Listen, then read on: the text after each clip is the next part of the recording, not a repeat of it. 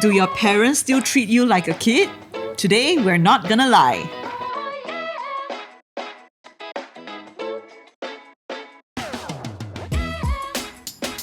Hey everybody, welcome back to another episode of NGL where we talk about the things in life that matter. My name is Natasha.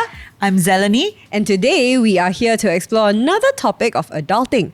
So sometime this year we released an episode on things about adulting that nobody told you about, right? Yes. And so as all of us are navigating to adulting, we realized that actually our parents are also adjusting to the fact that we are now adults. Yes. Some of us, we may come from families where our parents give us a lot of independence. Yeah, please and so, leave. Yeah, like when are you going to We're move done out with and you. stuff like that, right? But there are some of us who also come from families where our parents may have a little bit of trouble letting go. Maybe to them, we are always 3 years old. We are always in need of pocket money and we're never feeding ourselves right. That's right. So today we're going to explore this topic. So if that's you, if your parents still treat you like a child, We understand. Some of us here we on this pod can understand. relate. That's right. So today we have with us two very special friends. Why don't you introduce yourself and tell us what is something that your parents still do for you till this day? Hello, I'm Valerie, and one thing that my parents still do for me. So my dad and mum actually still hug and kiss me every single day. Yeah, every single day without fail, unless they don't see me lah. But if they don't see me, then they will log it as not hug, not kiss. Wow. Next day, I miss you a lot. That kind. Wow. I just want to say that this is very atypical Asian parents. Yeah. Super. Like there are some Super. people who don't Yeah. even receive any hug or kisses from their Their entire parents. life. Yes. Wow. Maybe emoji is like, wow, very good already. That one quite high level. Emoji is very expressive already. Won't give hug Yeah, emoji. yeah. That's true. Okay, we will definitely come back to your story later. Hi guys, my name is Zhen Zong, but most people call me ZZ. Something that my mother still do for me nowadays is she still packs a goodie bag for me every time I go visit her at her place. So cute. What's in the goodie bag? Some of my favorite snacks, some of the snacks for my kids. Once in a while, it might be like toothbrush, toothpaste, that kind of thing. Oh. Are you Yeah. serious? Yes. Wow. Oh, sorry, Zizi. How I go old are you camping, this year? I'm turning 40. And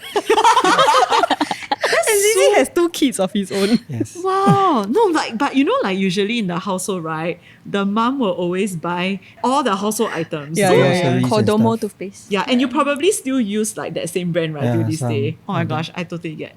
Yeah, I also want to add, hi, my name is Zelanie, and my dad still sometimes gives me pocket money. Wow. Good life. Yeah. Hi, my name is Natasha. I think my parents don't love me. I'm kidding. If you're watching this, mommy, daddy, No. I love you. They already know Brian take care of you very well. Maybe that's why. Couldn't wait to get me out of the house. Okay, so I think we're in for a very interesting discussion today. Yeah. So, how about you guys tell us, how close are you with your parents? Yeah, I would say a lot closer than a typical Asian family in the way we express. Yeah, so in the way we relate, we are very expressive. We'll say things like, I love you, I miss you, that kind of thing. I think it's largely because we also, we share the same room for most part of growing up. Oh. Yeah, whole family share same room kind. Yeah, so we have a lot of fun in the room. We play big bad wolf. Then my brother will off the lights, then act like he's a wolf. Then my dad will need to protect us, that kind of thing. So cute. Yeah. How old was this? I think primary school. Yeah, then we'll always test each other like, oh, okay, who falls asleep first will get $2. And then you will never ever get to claim your prize because apparently you are supposed to be asleep, right? So you will never know Yeah. whether you are like the first. Yeah. ZZ, how about you? Who are you close to? I'm very close to my mother in my growing up years. She's somebody who is very loving and gives me everything whatever I need. That means materially, I think if I want toys or if I just want to play, she will usually give in as long as I stay in the house with her. Yeah. So I would say that we are very close when I'm growing up in primary school days. So how many siblings do you have? Is she close? Does she treat all of you all the same? I have two elder brothers, but the age gap between me and my brother is quite big. It's 10 and 9 years old. Wow. So I am almost like the only kid in the family. Yeah. Because when I'm born, both my brothers is already in their teens. So Yeah. I am really the spoiled kids right at the start. Right It's from like day you one. don't even get hand-me-downs anymore because it's Expired. outdated. It's not there anymore. Yes. Yeah, so you get brand new toys, brand new textbooks, everything, right? They can afford it. Zel, are you close to your parents?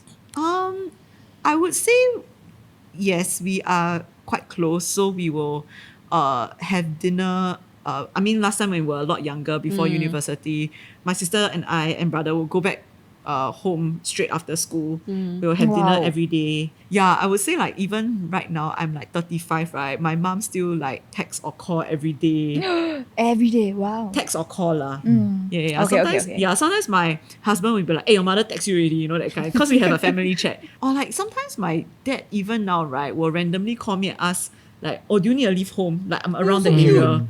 Yeah. So sometimes he will like offer to send me back. You know, if like it's raining or you know it's very late. Yours also? Yeah.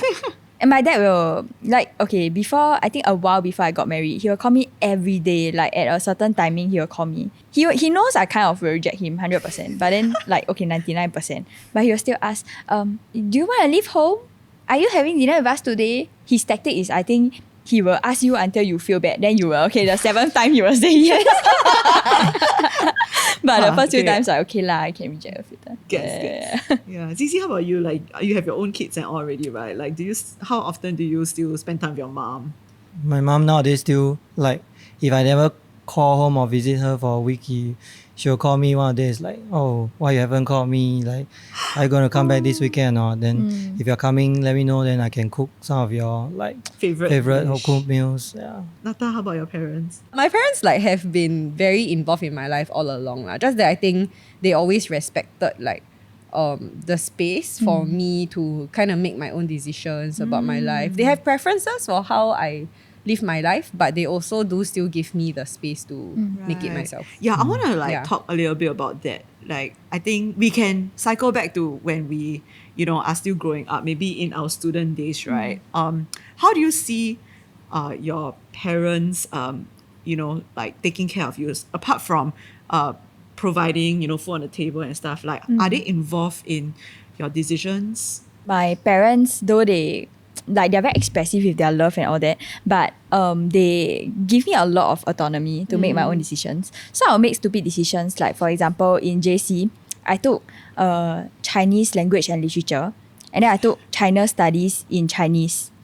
Okay. It was combi. Why would you do that? Very, Very quite rabak. So obviously did not do very well. Wow. Yeah. Did they ever question your decisions after you make them? Okay, I think they also first time being parents, right? So they don't really know how it will play out. Okay. Yeah, and it's not like they were who they are. They are who they are because they did very well academically. So I don't think that was an expectation for me. So let's say even if you don't do well, they chill. Maybe they just make one like pego remark lah. But then they're pretty much quite okay. Like they're not like, I feel like they care for me more than they care about the results that I get. But what about things like maybe safety? Okay, for example, like my mom didn't let me take public transport, right, until I was 12 years old. And when I was 12, I only can take the bus, right, if my friend take with me. Oh, So the first time I like travel on my own, right, is like Sec 1. And no choice, because my school is at Buona Vista and I stay in the east. yeah. Yeah, so like I didn't have that kind of freedom, even though I had independence to kind of like play whatever I want to play, do whatever I want to do. Yeah, so I think my parents are a bit more particular about like safety lah.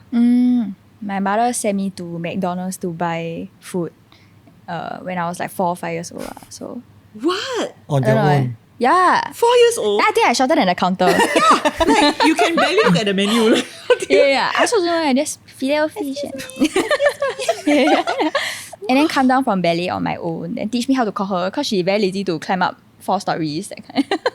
Yeah, so she just like send me down. It's quite crazy. She's to quite have 4 independent. 5 years yeah. old. Yeah. Didi, what about your decision making in life and all? I would say my mother is very strict with me in my growing up years. In the sense that, I mean, she cares a lot about my academic lah. So it's like, I mean, if you compare to today's typical Asian moms, that is it's like you have to do well in your studies. So Yeah. she cares about that, and a lot stricter in the sense of my freedom. I think after hearing what you all say, I think for me it's it's like after school I have to go back home immediately. Cannot go anywhere. Cannot stay in school play. She will literally like look at the clock and make sure that I get home Because all my schools is like 30 minutes. We didn't reach. We'll come back to come back It's house like you one. confirm only have Yes, this no amount matter of how much time. buffer you wait for bus or whatever, she you will really definitely. 40 minutes. No, she will look at it and say, if by that time you're not home, then you will be questioned. It's like, why do you go? Like, why do you Yeah. come back so late? That kind of thing. Yeah, So yeah. during my exams, even before exam, she will just say, agreed. Okay, is this the agreed target that you think Wow. you can? Oh my gosh, is like it a boss realistic or not? ever, like KPIs. setting KPIs. Yeah, then it's like, okay. Then it's like, okay. So after when I get back results, like one less mark is 1K na. Yeah. So I think I remember like growing up, yes, is sometimes very scared of her, but because it's like I'm also very close to her. So I know that she is like, she really loves me and she really wants me to be better and that she knows that I can do it. That's why she's trying to push me lah. Do you feel like your mom was stricter than other people's parents? Like sometimes you go to school, you start to compare, then you realize this is a bit much, no? I think whenever I try to talk to my mom about this, I think the typical mom's statement will be like, your friend's mom so good, you can be his child lah. You know? It's usually the kind of like, Oh my god. yeah, Yeah, it's yeah, like, yeah. So It's like something Yeah. they hit you back, suddenly you don't even know how to reply. It's like, okay. Okay. correct, yeah. So I think that kind of type only happens once in a while lah. But at the end of the day, you still know that your mom still loves you and it's like you're won't still really very well question that taken much. care. Yeah. So do you ever want to rebel? It only comes in much later, maybe during my, maybe I would say Sec 4 or like going to JCs. Yeah, that's really where the rebellious ages comes in, where you start to feel like, wow, why everything is being controlled by my mom and stuff. Yeah, you know, in upper sec, you like have to take own bus homes and everything. Yeah. You start to think about whether you can try to like steal some freedom lah. So there will be Push like, boundaries yeah, a so bit, there will is be it? days whereby like I think it started off is like, oh, you have remedial class after school, then suddenly the teacher cancelled the remedial class. Wow. So my first thought is oh no, that I have to cancel class and then go home straight. But then But mother doesn't know. so especially then my friends is like decided to say, hey, no class, let's go and play. You know, at the time like go land shop, go and play game, right? Then like, okay, maybe I don't have to tell my mother about it. So like I have to time myself very properly. It's like, okay, the remedial class is only like 2 hours. So like plus traveling time to the land shop, then play. I can play 1 hour and then still travel back. No wonder your math so good. Yeah. It's like all the timing things are. Yeah, you will so know. even though it's a bit like rebellious, but you still like Rebellion like, within boundaries. Correct. Okay, so we hear a lot of both of your childhood stories, like when you were in primary school, secondary school, right? But how about like, you know, like as you were growing to become an adult, you know, do you think that it was hard for your parents to see that, hey, actually, my kid has grown up, you know, and I need to let my kid grow up? Okay, I guess like if I were just alone, right, then I might not totally see a need to establish my independence that strongly because it's not like they stop me from doing anything. Yeah, and then I know that they have my best interest at heart and they're quite helpful because they got experience, right? Yeah. So I don't really feel like I need to, in that sense, fight back. But then when I got married, and then we need to start establishing new family boundaries. We need to establish new family rhythms and our own space. Then I felt that, wow, okay, there's a bit of tension and conflict that I need to manage. Like for example, my parents coming into, let's say, our room. Then that's like a bit tricky because now we are staying with them. Yeah, then it's like their house, right? But then it's your room. So then you don't want to randomly find your mom in your room when you come back. Just sitting on the bed waiting for you. Hello. No, but they don't do that. So they're actually quite respectful of boundaries, which I really, really appreciate. But then also there are a lot of decisions, like for example the reno thing. Then we'll be like, oh, actually we have our planning, that kind of thing. So I think how I approached it was that me and my husband, we would over dinner, we would tell them what our plans look like. Yeah, so that they would be assured that there are things actually going a on plan. in our head lah. Like, It's not that actually you're not thinking about yeah. You're anything. not like, oh, every day happy go lucky, then go meet your friends, every day go meet your friends and talk, then not planning, not thinking about the big things in life.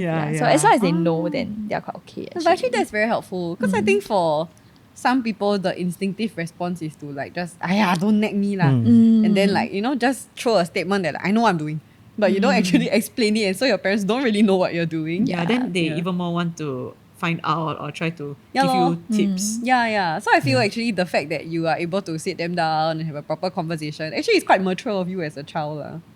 Given that you've been your parents' like darling, right? Like your whole life. When they had to marry you off and entrust you to somebody's care, do you think that was very difficult for them? If they like the person, okay lah. So they happen to like your husband. Yeah. As in, I think my husband won their trust. Yeah. Over so time, then right? correct. Yeah. And he's like quite likable. So they trust him. Was But it ever a convo you all needed to have? Like them telling you that they are worried or they need you to be taken care of? of course, yeah. Okay, but I think I saw that happen more when my husband told me about the conversation that he had when he asked for my hand with privately with my parents. So I wasn't in the loop. But then he told me that like, oh, my parents were really very they're very sweet lah. So how they approached it was that they were like, hey, you must know Val is not perfect Val is like, this one not good, that one not good. You really know or not? They downplay you. Yeah, they downplay me. So you think that must like, know what you're hey, getting who are yourself you? Why you into. want to marry my daughter? No, it's not like that. It's like, hey, my daughter is really not perfect, but you still need to love her, you know? But that's really quite sweet. Yeah. Like, I felt like, okay, when I heard that, I felt like, wow, actually my parents know that I'm all that. Yeah, but then they still love me a lot, and they are like telling my husband, who will be the one taking care of me, that hey, you need to know and you still need to love her. Yeah, I was like, wow. Quite touched. Yeah. On your wedding day, right? Did your parents cry? I think my dad like a bit high adrenaline because see a lot of people that kind of thing. So he didn't cry, He but I'm pretty haven't sure he was sink in. close. Yeah. Like when before we walked in, there were just two of us. Yeah. Yeah, It's yeah. like Then I think it was a the moment before the doors open, then it's just you and him. Yeah, like waiting outside. Then it's just us. Then it's quite private. Then it's quite teary lah. I feel quite emotional at that point. You know, I had a very interesting experience because my dad is my dad's quite chill as a person. So like my whole life, he like only disciplined me once. I like very rarely see him angry, and he's just like all the time, right? Then like on my wedding day before walk in, then me and my bridesmaids, we were just laughing, right? Then suddenly somebody tells me, hey, your father crying, your father crying. Then I turned around, my dad was full on crying, like really like the whole face red, and there was a lot. I think I don't know what to do because I never see him like that before. Then actually in that moment, I also like wanted to cry, but it was like 1 to 2 seconds from walking in. So I was just like, I'm not gonna cry. Yeah, so I think actually that moment is very precious for parents, for fathers, because I think especially with your daughter, it really feels like you are entrusting her to somebody else and giving her away to some degree. Yeah. Wow, you know my father, like when Talon asked him for like the hand marriage thing, right? My father said, oh yeah, please take her. Thank you. I think right at the aisle also, like he was so happy that day. He walked faster than you.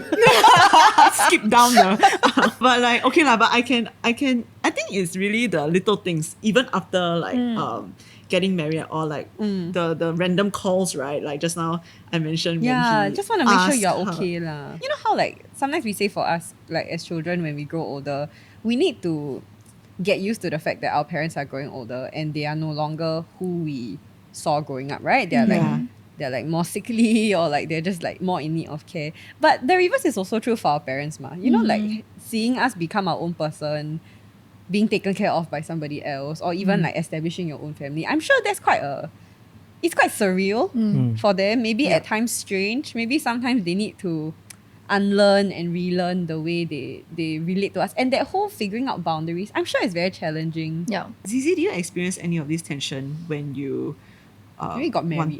wanted? The situation is that because we have a BTO, so after we get married, we know that we probably have to stay at one of our parents' houses, either my house, as in my parents' house, or my wife's parents' house. So after much discussion, I myself realized that I have to make the decisions to move out of my parents' place in order for me to get used to like my new family and being the one who is making all the new decisions for my marriage lah. Because my parents also sees the important as in like for myself, like being the like new man of the household.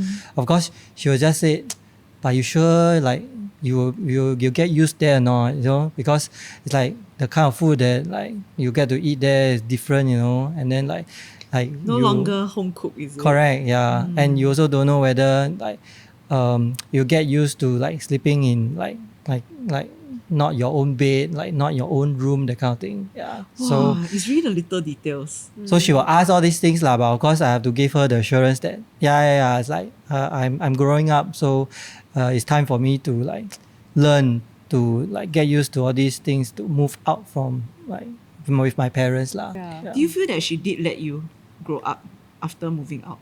Yeah, I think there's a bit of transition period, but eventually she knows that like, of course my wife also give a lot of assurance to them lah, saying that like yeah, like you know, like you'll be fine, you know, don't worry about it.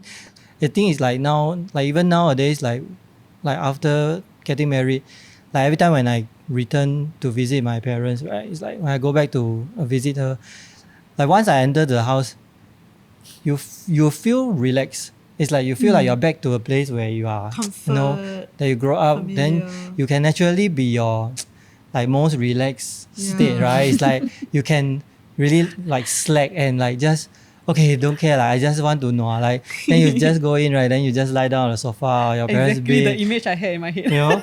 On the It's like then floor. your parents, like your mother give you like your best like home cooked meal, right? Your most favorite Cut food, fruits right? for you. It's Yes, after I move on, nobody cut apple for me. I don't even buy apple anymore. I think the first time that I felt like I've taken all these things for granted is when I go NS.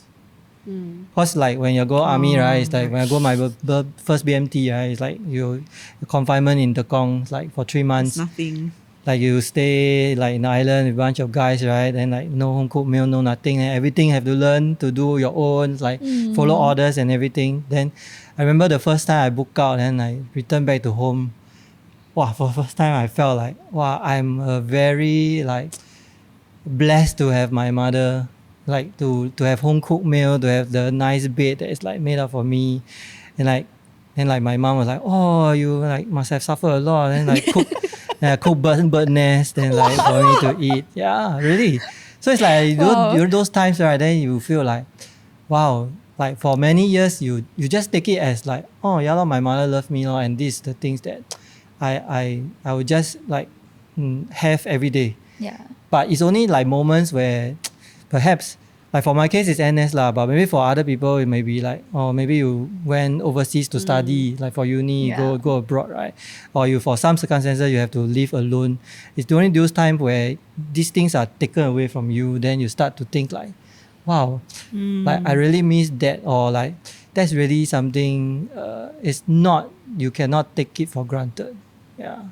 I wanted to like change gears a little bit.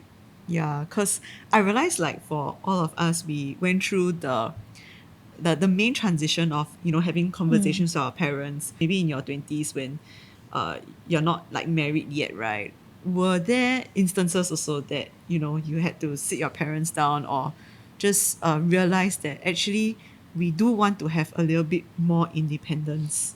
I grew up with my mom having some expectations on how well or how well I ought to do in life. Yeah, but it was not a very crushing expectation, to be honest. In fact, I feel it came from a place of belief lah, because like she really thinks that like I can do big things. So it's more affirming rather than like, oh, if I do badly, then like she will scold me or what. In fact, when I do badly, she's very, very encouraging. She always tell me that like she know I study very hard, I work very hard, but like just like try harder next time. But my mom always did like kind of say that she looks forward to when I graduate and I become an adult and I can really provide for myself. And her wish for me is always that I will be comfortable and I don't need to be concerned about money. Like I can live life without being concerned about money. So eventually when like I graduated, I decided to work in a non-profit organization, which obviously is not going to bring in a lot of money. But at that point in time, like I wanted to do it because it was something that I think mattered quite a bit to me. So when I first told my mom, I was a bit scared. But then she was actually quite supportive because she thought it was like a job to tide me through until I find a real job. So she's like, very good. Now people graduate, they all like to chase their dreams. It's very good that you do something while you search for a real job. Then I'm like, it's a real job. You want to see my employment contract? It's very real. Yeah, so all the she asked me, Wow. when are you gonna quit? Why are you wasting, in a very nice tone, like, why are you wasting your potential? Why are you not like, I put in so much to like train you up and like help you to have all these educational qualifications. Why you throw it away by doing a job like that? So I think that was one of the harder parts, because on my end, even though I had already made that decision to go down that career path, I myself was also struggling with like it's true that materially I'm not as comfortable as my peers. So I was navigating that. Then plus having my mom, who I look up to a lot, I love a lot, share all these things to me when I know it comes from a place of care, concern, me also wanting to assure her that actually I'm okay and like I can take care of myself. I think that was like one of the harder things I Yeah. really had to navigate with my parents lah. Growing up, like it was not hard to talk to them about most things actually. Yeah. But I think that was when I feel my mom really grew to treat me as an adult who can make my own decisions. I think after I really repeatedly assure her that actually I got money, I can still go holiday with you. I can still do these things and like, pay for my bills and all that. I think she slowly adjusted to the fact that actually I have really chosen my own path. It's not what she would have preferred for me or wished for my future to look like, but she sees that I am happy. She sees that I believe in what I'm doing, and she respects that it's a choice that I've made for myself. Actually, my path also was very similar to yours. I think it started in uni, where I decided to my mother's horror, to take marketing Instead and of comms finance. instead of finance. My mother also want me to do finance. I don't know why. I think maybe okay. So context is my parents also come from very poor like family background, Okay. and they really work very hard. And I think experientially they see how money really can solve a lot of things and make paths right for possibilities and a comfortable lifestyle. So all along right they want me to do finance. Yeah, so I mean like I did comms, right, and then after that I went into a creative agency. I worked there for 6 years, different agencies, right? But I think my mom just felt like, wow, like my life is gonna turn out very hard going because the pay very little and we work so hard. So I think like similar to you, right? Like every year, like she will sit me down and say like, hey, you want to go and work in a bank? Marketing also lah, but bank like pay more, Finance. Yeah, then she got contacts, everything. Yeah. So wow, I felt like when I first graduated from uni and go out into the workplace, right? It's like I'm already handling like all the stress from adjusting to like a new pace of life and things like boss things and all that, but at the same time I also had to handle my parents, worrying about whether am I building a life that is comfortable to their own definition. Yeah. So I think like repeatedly, right, like I think at first it just resulted in a lot of arguments. It's like you don't support my dream, or you don't like trust me, blah blah blah. But then I realized, right, that it hit me one day that actually maybe my mom's definition of what is a comfortable and good life is very different from mine, and maybe she doesn't know. Yeah, so I did like had to have chats with her and eventually tell her also that mom, I don't have to live in a landed property next time. I don't need to have a car like to be happy lah. I can go holiday, but I don't need to every year go to like Europe or US or what she likes to do. Yeah, but actually I'm very happy to just take a short trip or like just go massage. I think it took a while for her to really be convinced that I was happy, but I think over many years, right, she then came to realize and then accept that I was truly happy and contented. Then only from there, right, then she let go. Then she realized that okay, like maybe like my kid doesn't need a lot of money to be happy. Yeah. Actually, since we're on this note, right, I don't know, given that some of our listeners who are listening to this may be struggling with that tension, their parents having certain hopes, dreams, expectations for how their life should turn out, them figuring it out as adults now, what are some tips or some advice you might give to people in approaching this conversation with their parents? I would say the first thing is don't assume too quickly that they are trying to control you. Yeah, because I feel like for me personally, that was the reason for many of my arguments and tensions. like just thinking that, my mom doesn't trust me. And it's from a history of thinking that she has controlled you in the past. Yeah, is it?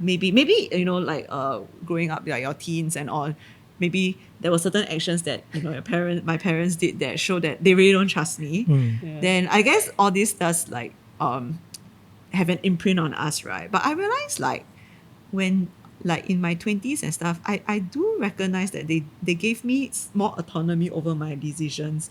It's just like maybe when it is different from them, that's where actually I should be the one that takes the initiative to explain rather than assume that they will get it.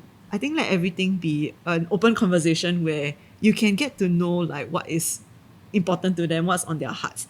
I think when I talked to my mom, I realized that all she really wants, right, is for me to be happy. Yep. And that was our common ground. Then I can actually tell her that I am actually happy and these are things that make me happy. I think once we are able to address that like concern of them and able to sit down like in a very peaceful way to like good communications, even though sometimes I think naturally we will feel like my parents won't change lah, or like they are just being naggy, like they just don't understand where I'm coming from. But I think that's where a lot more efforts of like communicating needs to come through lah. Yeah, I think for me, I remember the first serious conversation I had with my mother was during my JC years lah. That's the period where like I really start thinking like, oh, why should my mother control my life so much? Yeah, I think that was the year where I really wanting to like break off from the restrictions from her. Yeah, so I remember during one night I just choose to like go to her room before she sleeps and just tell her very seriously, say, "Ma, can I have a word with you?"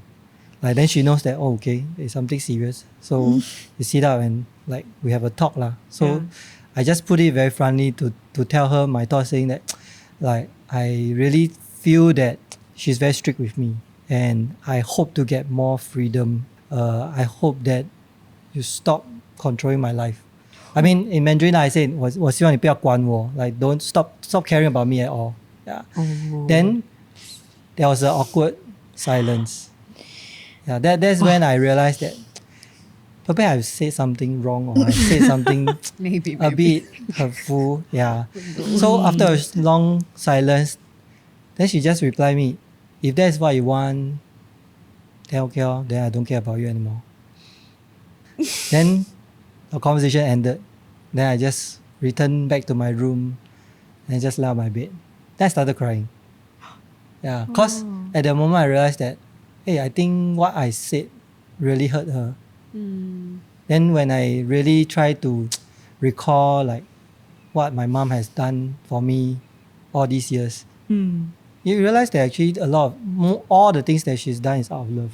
Yeah, and that because of that, on that moment, I just wanted a bit of my freedom. Then I just say like, oh, stop caring about me. I think it comes off in a very hurtful way to her lah. Yeah. So, but the good things that come out from me is that after their conversations, I think she understand a bit more on how I feel towards this like parenting relationship. Yeah, it's the first time you ever expressed something, right? So it's really the first like serious conversations we have, and I think thereafter there is a gradual clear sign of difference lah. It's like not that it's like she don't care about me, right? Like, and not that I don't like I enjoy like being provided and taken care by her, but it's more like she now sees it that, or maybe her way of like controlling me or like making sure like, oh, where I go or whatever, she will release slowly like a bit of that gradually day by day. And I can see that and start to appreciate more and more of what she does for me and not taking things for granted lah. So I think it was to my memory, it's a painful experience, but it is a necessary one in part of my growing up years lah. Wow, yeah. Yeah, I would second that. I think very often how we've been brought up in Asian families is that we are very comfortable with either being very lovey-dovey or being very frustrated. Like, yeah, it's like there's these two versions of communication. But then when we communicate with our friends, right, we are willing to very authentically or vulnerably share certain things. Yeah, but then with our parents, it's not easy. Yeah. So I think one moment that I really felt like I grew up, and my parents also felt I really grew up, was when I had a very difficult conversation with my dad. Yeah, so I think I really, it was so tough that I think I thought about it for like 4 months before that. Like really think about it every day. Then, oh my God, I had this conversation. Like, So you planned for this conversation? conversation? I planned. And my dad was not expecting such a serious conversation. But then I knew that I wanted to have this conversation. Okay. Yeah, and it was very, very uncomfortable. But I thought about it, and I reflected about how I want to bring this up, like what angle, then won't hurt him, or won't like communicates really what I want to tell him lah, because I really love him, that's how I want to do it, that kind of thing.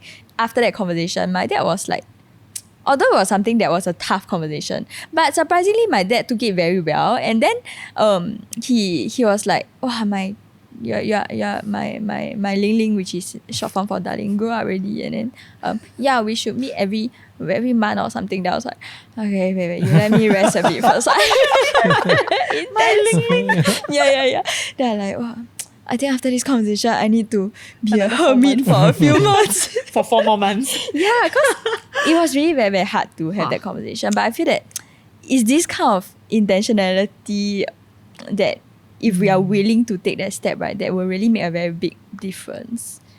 I feel like one of the things that I'm getting as I listen to the two of you is that there's a difference between reacting and responding.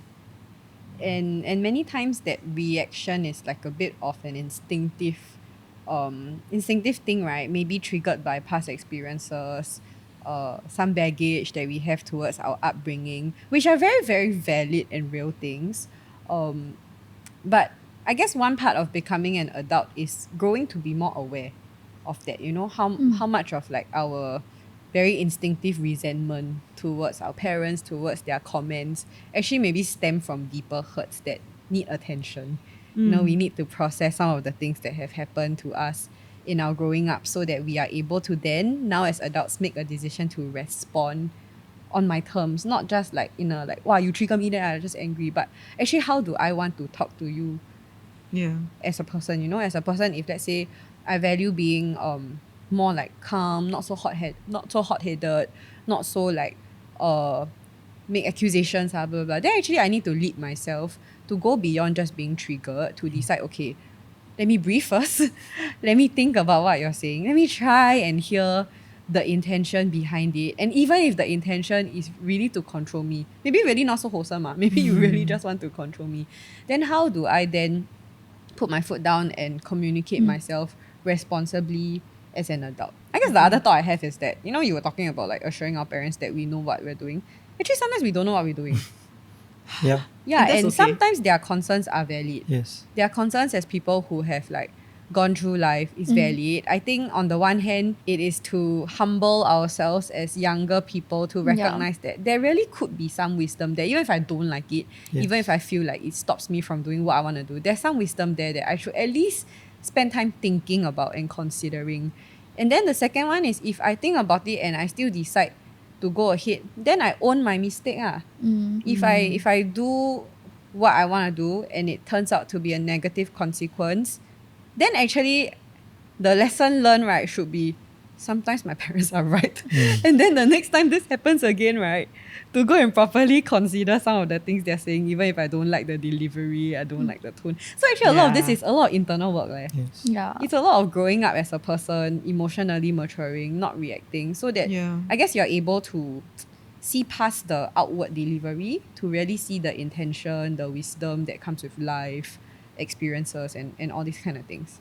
We love to talk about how different things in our lives have impacted us, and a large part of that obviously is our upbringing. When you scroll TikTok, you see all sorts of people talking about how, then all these terms come out, helicopter parent, whatever. Like how all these things have impacted me in a certain way, or screwed me up in a certain way, and that's why now I struggle with PTSD. That's why now I struggle with anxiety. That's why now I struggle with these things. I think it's valid to go through this process of like digging through our upbringing and all, right? But my personal stand is that I'm more inclined towards giving our parents grace, even when we find out how their parenting has impacted us.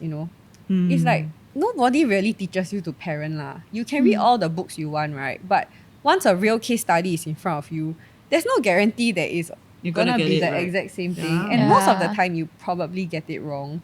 And obviously it's unfortunate that your mistakes have real consequences on a real person who will grow up carrying this baggage, right? But I personally feel it's like all of us go through that. You know, all of us, if we become parents one day, you're probably also going to screw up somebody in some way Yeah. or another. And is there room for us to, as we grow older, as we process some of these hurts, as we heal, to extend grace to our parents who are very much figuring out parenthood one Yeah. step at a time? Yeah. So sometimes I think we just need a reminder that our parents are also human now. So they are also not perfect. I think as a kid, you seldom see or understands what your parents is going through also when they are having a hard time. Like I mean, I can easily like recall like some moments where like I get like impatient or angry with my kids and I like raise my voice at them. Maybe because I was having a bad day at work. You know, you're having an emotional or you're just like very stressful about certain Yeah. situations that you need to like make a decisions. So all these things as adults, like as from a children point of view, you don't get to see that, and then your parents will not like sit you down and say, oh, I very today stressed, Papa being scolded by like my boss or whatever. Yeah. So I think as we grow older, as ourselves being adults, I think these are some of the things we can also remind ourselves that our parents, they are human after all, and sometimes they are also going through like issues in life that perhaps they also don't have people that they can turn to. Yeah. True. So Yeah. I think as adults, kids now, I think some of the responsibilities or even things that we get to do is also to talk to them or get to listen and hear them now. I think now like I'm like very interested to how like my father parents us when he's like young, because as a new father, right, like I also have a lot of things that like how do you navigate Yes. growing as a new parents. Yeah. So then you have new conversations with your parents, and I guess that's where like relationship can continue to grow closer and closer lah. That's very true. Wow. Suddenly I want to go back after this shoot, right, to just tell my parents, Papa, Mama, thank you for taking care of me. Thank you so much, Val and ZZ, for sharing with us this very interesting part of your lives. I think I learned a lot personally, especially the part about how y'all really see it as a privilege and a blessing, something that y'all want to treasure. Yeah. And at the same time, how we can also still practice that grace and wisdom to let our parents know that we are becoming our own person, we are becoming an adult as well. And I think it's so precious, like to just continue journeying through life, right? Knowing that your parents are still gonna be there for you. Yeah, and in the same way, we will also want to like be there for them as well. When next time they are the ones that need some care, taking care of as well. So thank you so much for coming on the podcast to share about this area, with us. And if you guys love this episode, or you know someone that is going through this as well, thinking about how to let their parents know that we are growing up and wanting to take care of themselves, send them this episode. You can also give this episode a like. You can subscribe to our channel as well. You can find our podcasts on YouTube, Spotify, and Apple Podcasts. We are also on social media. You can find us on Instagram and TikTok at ngl.people. We also have a Telegram group chat where we will post upcoming episodes and as well as behind the scenes of our shoots. So with that, we hope that you like this episode and we'll see you around for the next one. Bye.